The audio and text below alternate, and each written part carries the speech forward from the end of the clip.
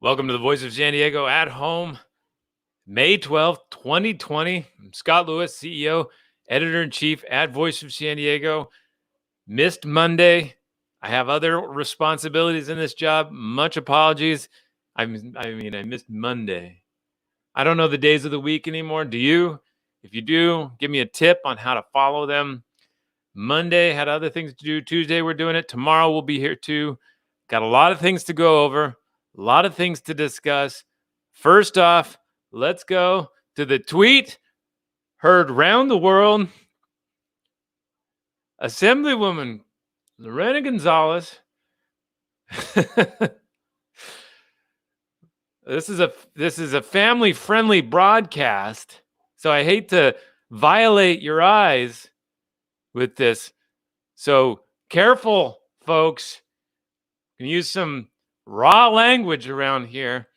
Assemblywoman Lorena Gonzalez tweets, Elon Musk. Elon Musk got it. She says, what's with the asterisks there, Lorena Gonzalez? What is with the asterisks here? What are we doing with the asterisks? You're not protecting any of our eyes. What exactly would the U do in the FUCK there? What would the U drive home that the asterisk protects our eyes from? I see newspapers do this a lot. If it's important to say the word because of whatever story you're telling or whatever insult you're passing along, it seems like you should just go ahead and say it.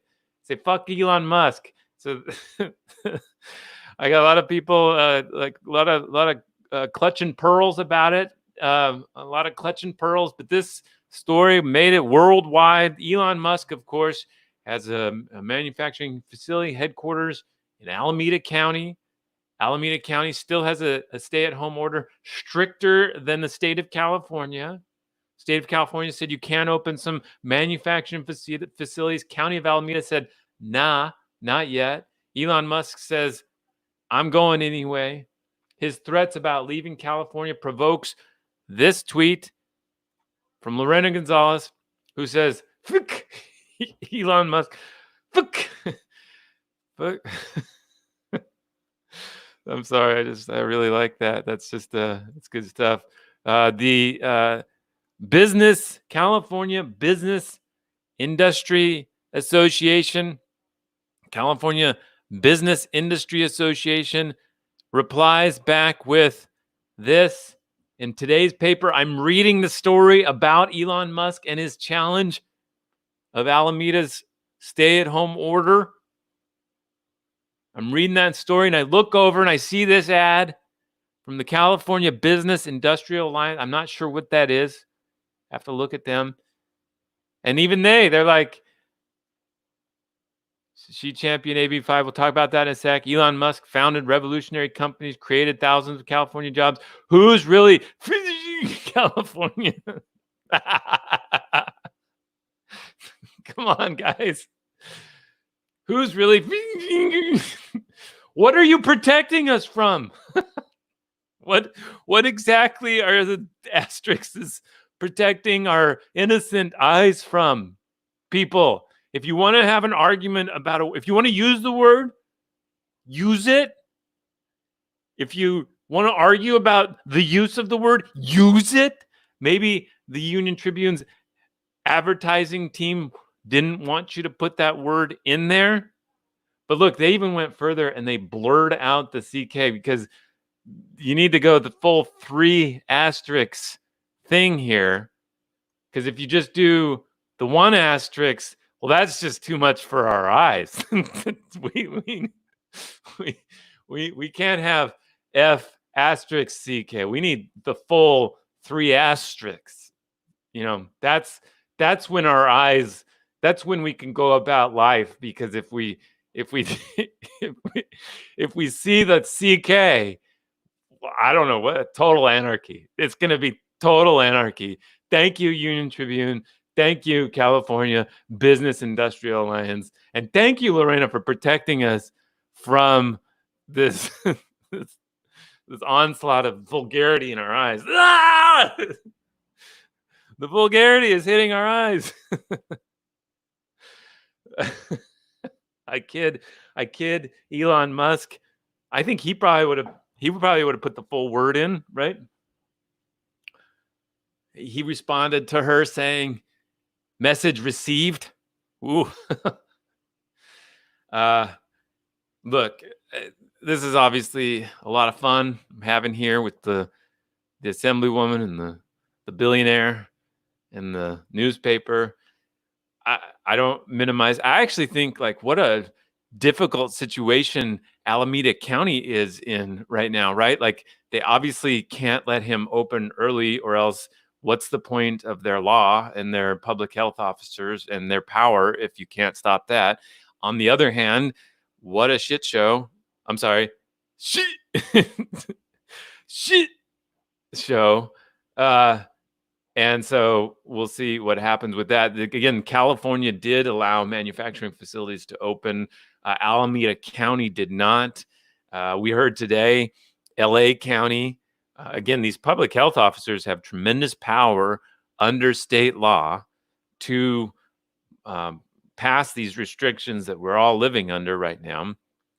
And it was Alameda County's public health officer that made this decision to be more restrictive than the state on that. And that's the situation that they're trying to find themselves in, right? Like what is Elon Musk going to be allowed to do? And is he actually going to be prosecuted or pushed on that? So wanted to bring up one other thing about this, though. Let's go back to this screen. So they brought up championed AB5 destroyed thousands of California jobs. We have a bit of an update about the California AB5. So in case you're not familiar, let's remember what AB5 is. AB5 was a law that codified into law a decision by the California Supreme Court that said if you want to have an independent contractor, they have to pass these 3 tests. It's called an ABC test to prove that there shouldn't be instead an actual employee. So the main one that everyone got hooked on is the B of the ABC test. The B says if you do the work, the usual business of that operation, you need to hire that person on as an employee. So if you're a journalist doing journalism for a journalistic organization, that counts. And so they said, basically, that person needs to be an employee. Now, as they went through that process, that's what the court said. Now, to codify into the law, they decided that they needed to have some exemptions. So they found one for journalists that said you can do up to 35. But after that point, you can do up to 35 submissions. And at that point, you need to be classified as a actual employee. And so actually last week, there's a bunch of other exemptions put into this. In fact, there's been so many exemptions put into the law, and there's more being planned for the music industry and others, that it's starting to get to the point where there are somewhat compelling arguments, like what's the point of a law that you have to like carve out so many things to? But it is trying to clarify once and for all that if you are going to have a distinction between when you actually have to be an employee versus when you can be an independent contractor, this is the kind of messy fight you're going to always have to have. So anyway, one of the things that happened last week is California and the city of San Diego and other entities sued Uber and Lyft last week. Uber and Lyft, the driving apps, last week sued them and said that all 3 of those tests, A, B, C, the operators failed to pass. Uber and Lyft, in particular, they tried. You might remember a few months ago, they tried to make it so that their drivers had more autonomy in how they go about their business, because they were arguing like, look, we're just a software platform. We're not a group of drivers. If we were a group of drivers, we can understand your little law, and we would have to make those people employees, but we're not. Those drivers are not our usual course of business. They're not our business. Our business is this app we create that connects these drivers who are independent to these independent meters of rides.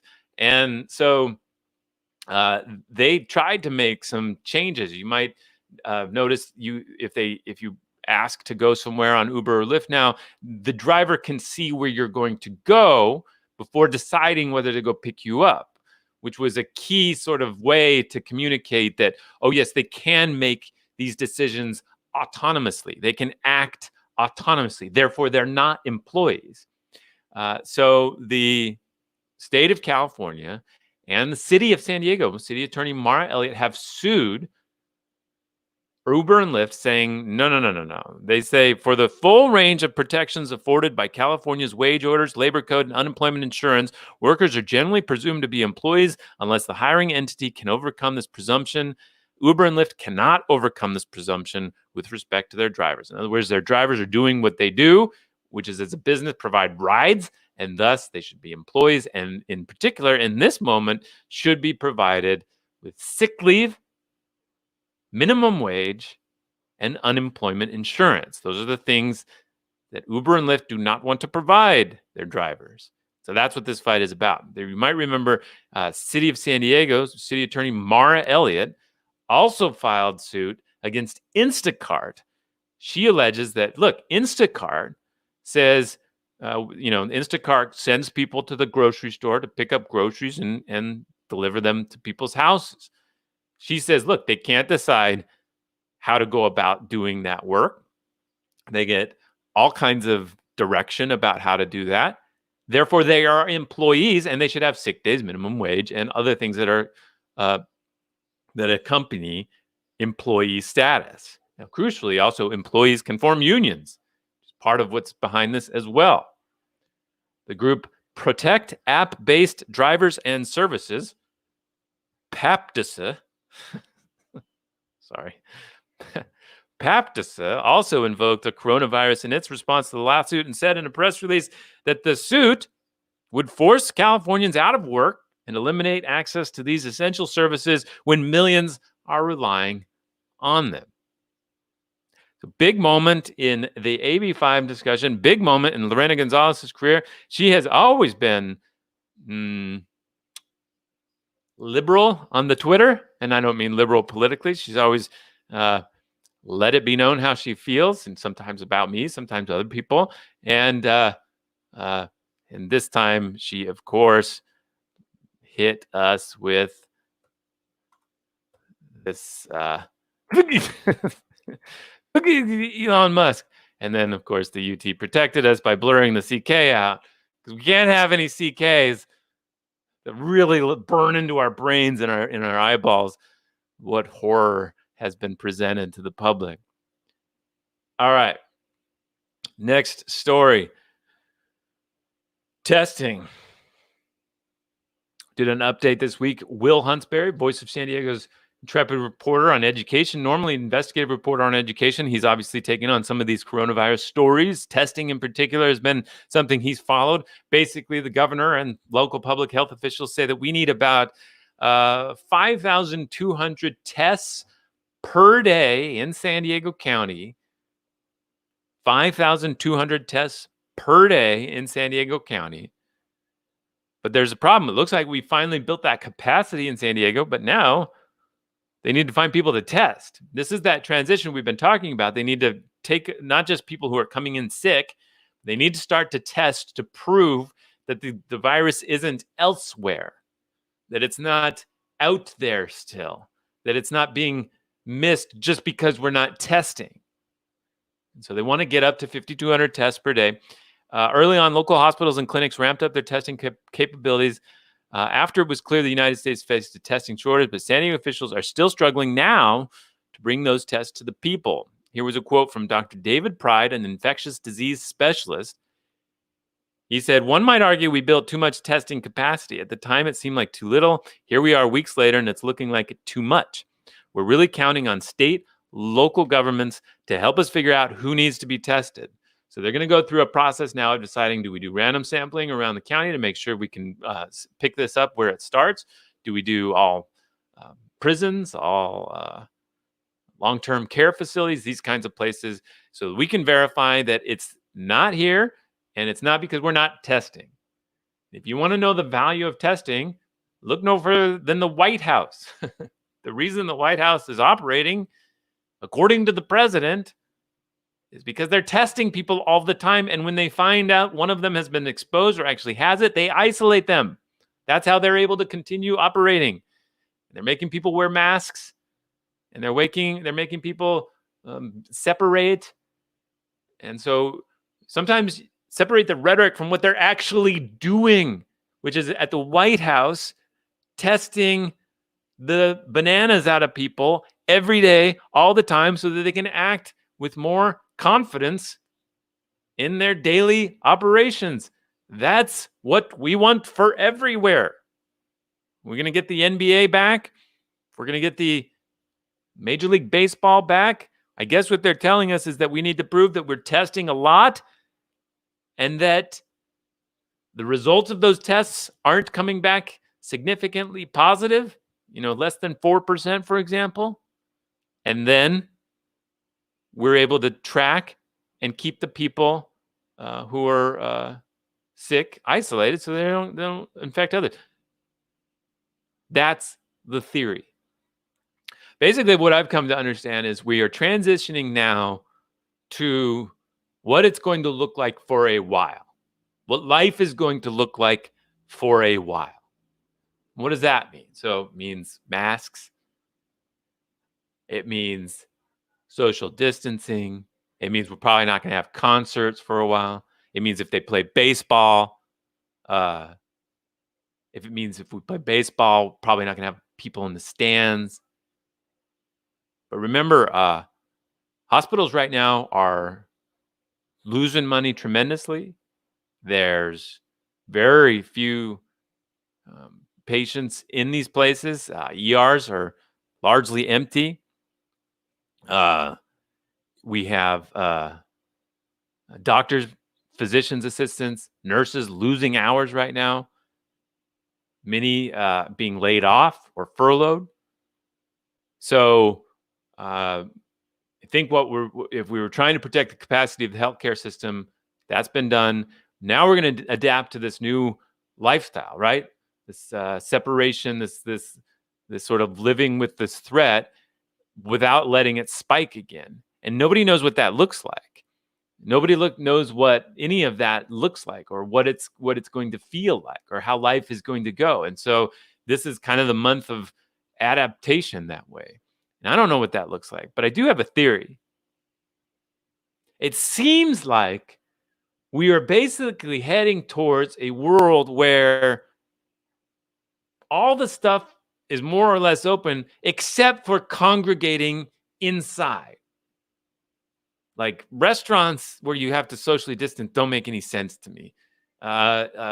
Bars where you can't be 6 feet. Come on.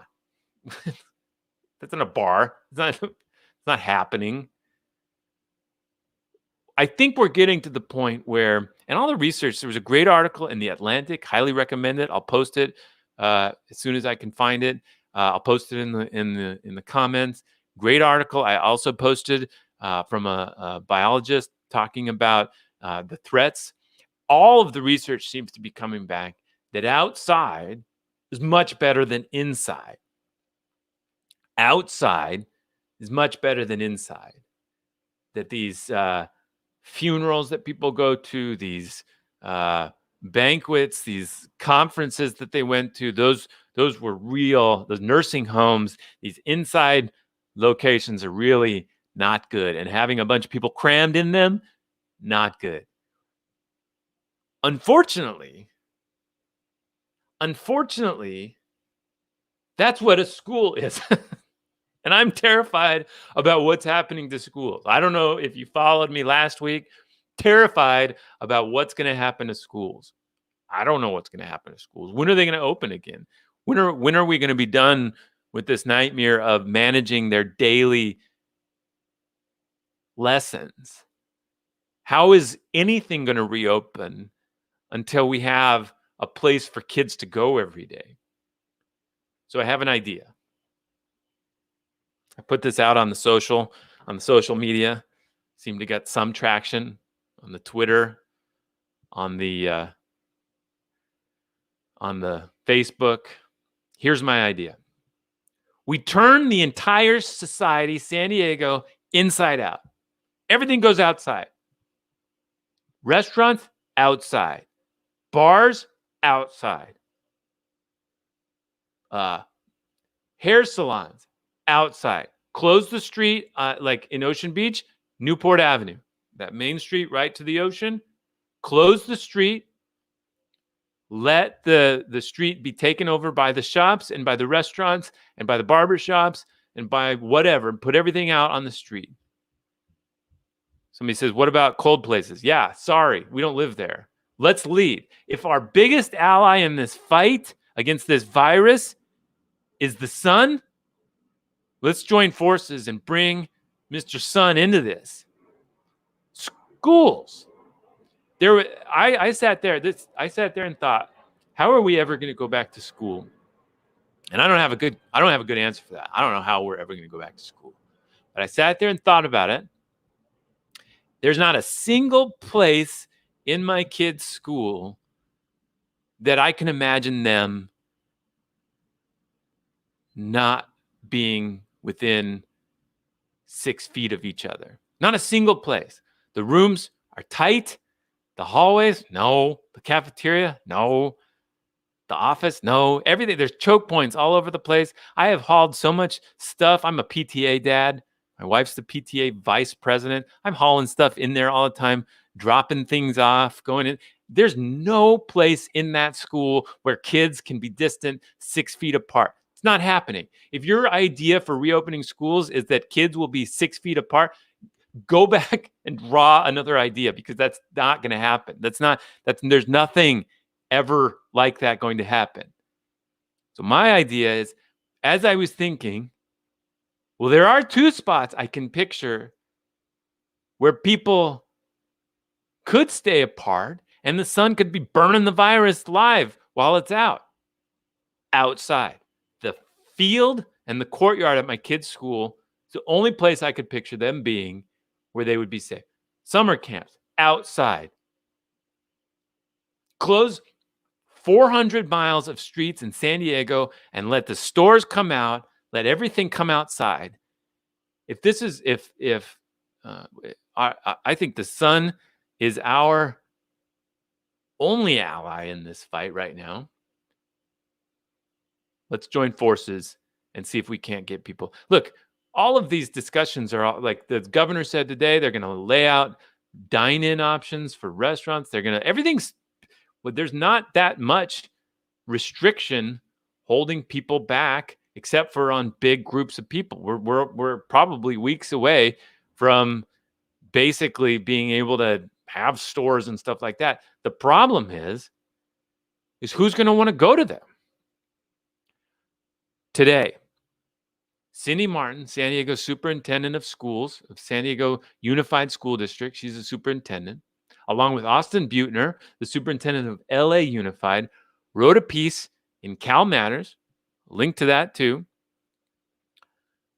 They wrote a piece in Cal Matters that said, this is the biggest crisis to face California schools ever. The biggest crisis to face California schools ever. I'll post that link right now. And their worry,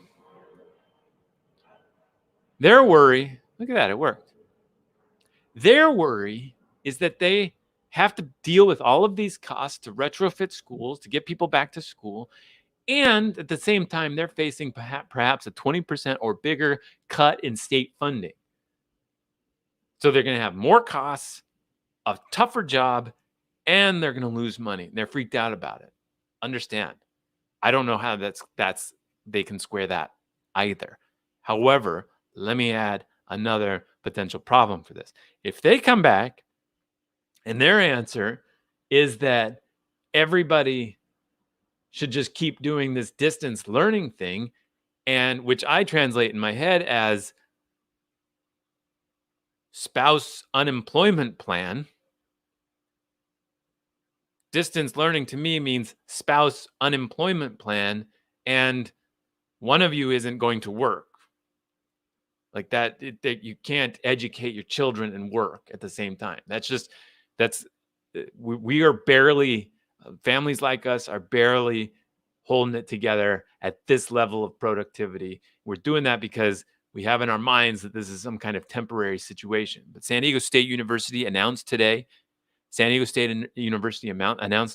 going to keep doing distance learning until through next semester, through the fall quarter semester, whatever they're on.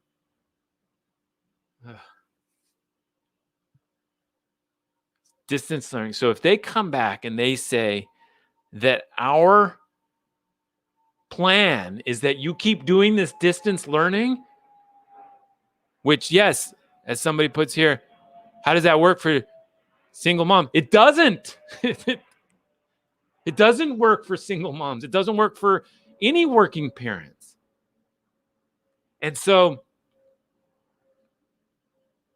if they come back and they say that the plan is to have kids come in once or twice a week for distance learning, for online education, maybe once a week they come in and they check in with their teacher or whatever, I'll tell you what, they're going to have another financial problem on top of the one they're already dealing with. And that is the fact that there's going to be a lot of parents who end up signing up with the homeschool, charter school platforms, the online charter schools that already exist, and others that have been doing some of this distance learning for quite some time. You think there's a financial problem now? Wait till all of those parents who are suddenly being told that this is the plan, online learning is the plan for a long time. Wait till they seek out other alternatives. I think you game this out, you're heading towards a nightmare for public education, a morass of disillusion. So, time to think big and quick. We have got to figure out a way to drive confidence in kids being able to go get an education. You may not like my idea to get outside. What else do we got right now? What else do we got? I know somebody said when I tweeted this idea, they said, well, I like air conditioning. Hey, air conditioning's great. Love it. But I like not having this anymore. More. I like not having this anymore. More. All right. That's my rant. Move everything outside. Think about it. It'd be beautiful. Let's get everybody outside. Let's every little village in San Diego, the Adams Avenues, the Little Italy area, the Barrio Logan, all the shops go outside. All the diners go outside. All the bars go outside. Everything outside. Yes, it's going to rain sometimes. Then they don't go outside that day. Yes, it's going to. My point is, I think San Diego, this is an equilibrium. We are now transitioning into the world of equilibrium. We're not going to sit at home until this virus is gone. That's just not going to happen. So what's the new equilibrium that we live with? To protect the capacity of the healthcare workers, to manage the threat, but to also make sure our kids get educated and to make sure that we can continue to feed our families and such. This is always going to be an equilibrium. We can lead on that equilibrium. The mayor said the other day, he said, we led on opening beaches. We can lead on this. I don't think he meant what I'm saying, but I think his point I can interpret as, hey, let's get people outside. Just like at beaches, let's get people outside. All right, that's my idea. Let's change topics. SDSU. There is something big happening right now at San Diego City Hall, and I'm very interested in this. San Diego, of course, trying to sell the acreage around the stadium, SDCCU and stadium in Mission Valley. All of that land is city land. The city already agreed in principle to sell that land to San Diego State University so that they can turn it into a stadium, a hotel, 4,500 units of housing, all kinds of parks, parkland, river park. They're going to do all that stuff. They're going to borrow $350 million to get the land ready, $310 million on top of that to build the stadium. And then all these private partners are going to come in and build housing and hotels. It's quite a deal. But it's not done yet. In order to get it done by July, they need to meet at the city council with the purchase and sale agreement of, hold on, let me take care of something. Purchase and sale agreement. That has to be vetted by San Diego City Council by May 19th. And everybody's been talking about May 19th. The mayor was on sports radio today talking about May 19th. City Council is going to review this purchase and sale agreement. We're going to get this done. But there's one problem. And the one problem is that it's not on the agenda for the San Diego City Council yet for May 19th. San Diego City Attorney outlined 14 legal problems she has with the deal.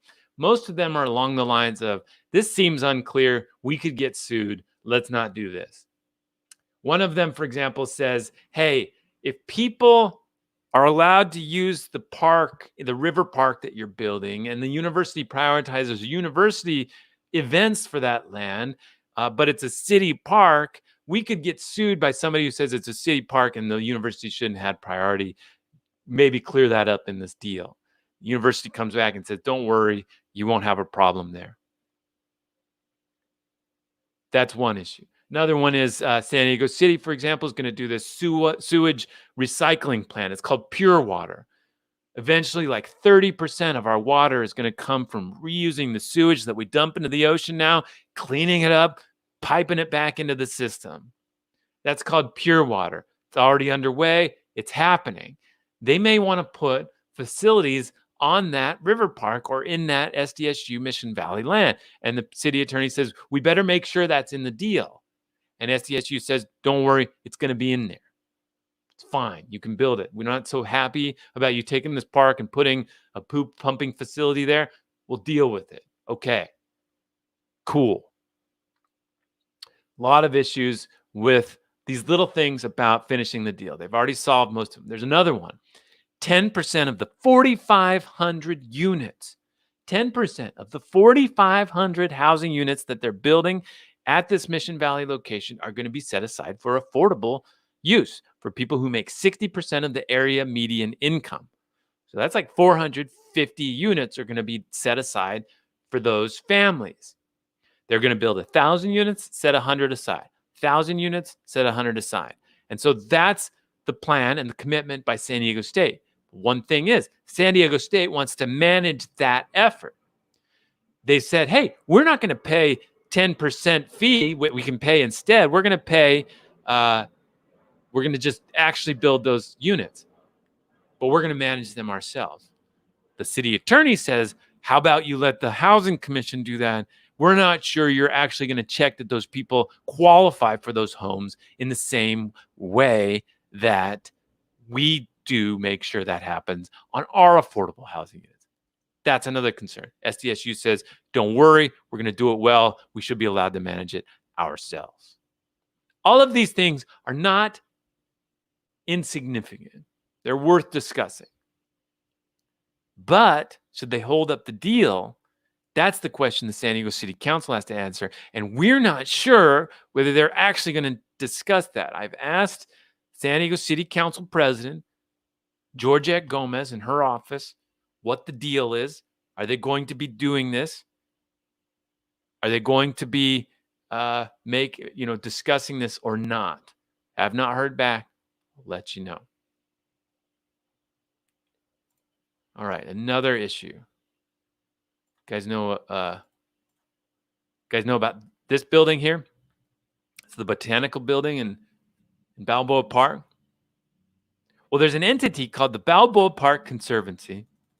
Oops. Hold on. There's an entity called the Balboa Park Conservancy that helped raise money to restore the Botanical Garden building in Balboa Park. The Balboa Park Conservancy, like a decade ago, was launched in the image of the Central Park Conservancy in New York City. The idea being that the park has a tremendous number of needs.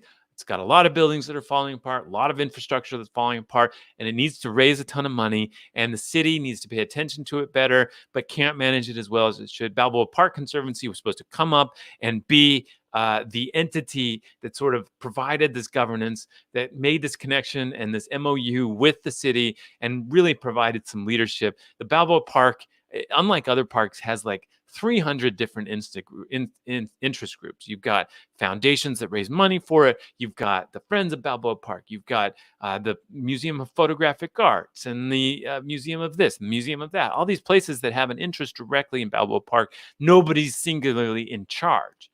This was supposed to be the entity, the Balboa Park Conservancy, that was supposed to provide some of that leadership. They hired a man named Tomas Herrera Mischler, who didn't get that done. They have just let him go or quit or whatever. Something happened a couple of weeks ago. He was quoted as saying this pandemic has ruined their finances. They come out and say now, no, our finances are fine.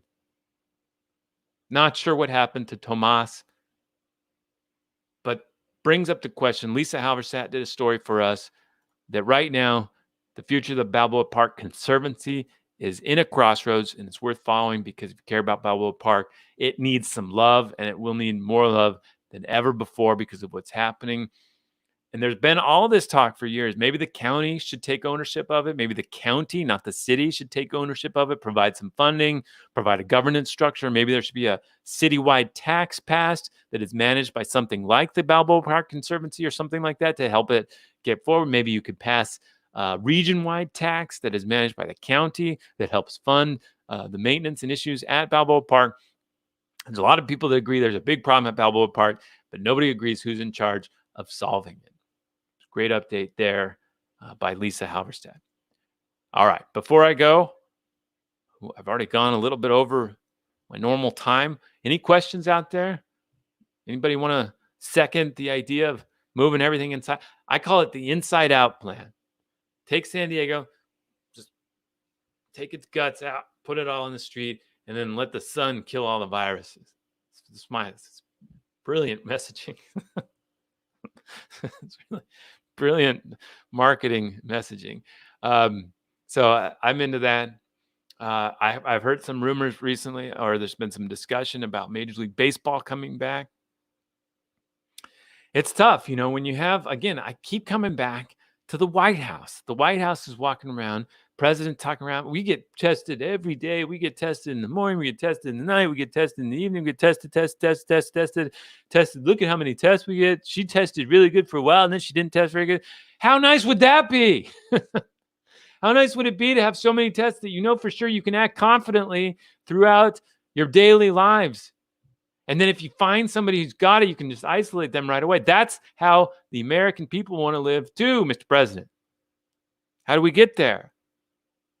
If we're going to go through this new equilibrium with this disease, where we have our life on one hand and we have the threat on the other hand, it makes sense that we take advantage of every opportunity and advantage and resource that we have here to do that, which is great open spaces.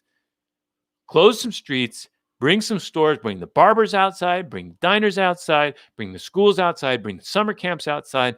Let us get outside and burn that virus off. That's my big idea. All right, stay tuned. There's one other thing I wanted to tell you about this. Tomorrow evening, 5 p.m., here's a quick story.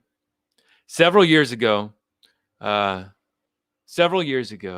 we did a story about, or we were working on a story about a teacher at La Jolla High School that was well known for touching students inappropriately. We traced that, couldn't get at the story for a long time. Finally, the Me Too movement broke.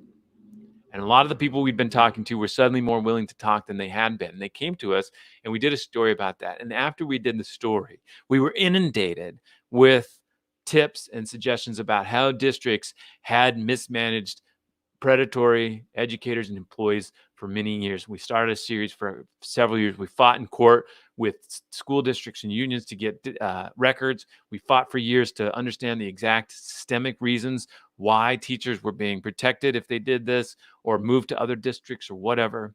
And we were going to have, and we've done great work on that. Ashley McGlone and Kayla Jimenez have done great investigative journalism for a couple of years on this. And before the pandemic, we were organizing an event to discuss what we had learned and follow up on it. Then the pandemic happened and events changed a little bit. Not sure if you heard. So we decided we wanted to keep doing events because events are a big part of Voice of San Diego. And so tomorrow evening, 5 p.m., on Facebook here and other places, we're going to do Town Hall, Student Safety in the Age of Online Learning. 5 p.m., check out the Voice of San Diego feed for more information. You can see the event page there. Sign up. Check that out. Let me see if I can get the exact details really quickly.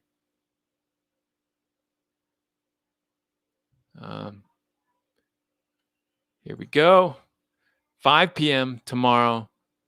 Live video here on the Facebook and on these other services.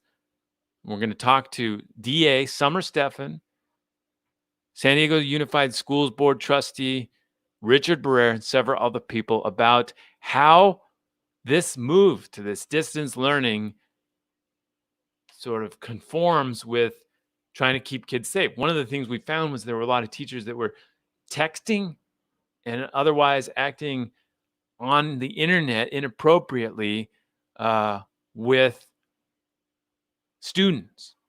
And so we wanted to see now, as we've asked students now to interact exclusively on the internet with their teachers, what should we keep in mind? District Attorney Summer Stephan is going to be there along with Richard Barrera. Check it out. Should be a very, very interesting discussion, but also another experimentation effort for us to understand how all of these technologies work to support events going on into the future. Now, Voice of San Diego, let's do one last thing I like to go through. Voice of San Diego does investigative and explanatory journalism every day. We try to, A, make sense of what people are saying, and B, find out what they don't want to say. So here is the Voice of San Diego right now. You can check that out, that story about the Balboa Park Conservancy, our update on testing. We have a great story by Gabriel Schneider about UC San Diego and how hard it is to get some records from them about police enforcement actions. San Diego's this lawsuit, AB5 that we were talking about, Uber and Lyft being sued by the city of San Diego and by the state of California. And then our testing tracker down here, it's been following all of the different daily jumps and such of testing in San Diego. Basically, if testing's our way out, let's follow it. Okay.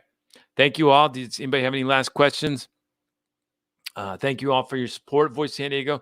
It isn't possible without the support of our 3,000 donors who make all this investigative work possible and this show and everything else. Thank you so much. If you're one of those, if you're not, you can go to this here URL and become part of the team. And thank you so much for your support. We will talk to you tomorrow, Wednesday.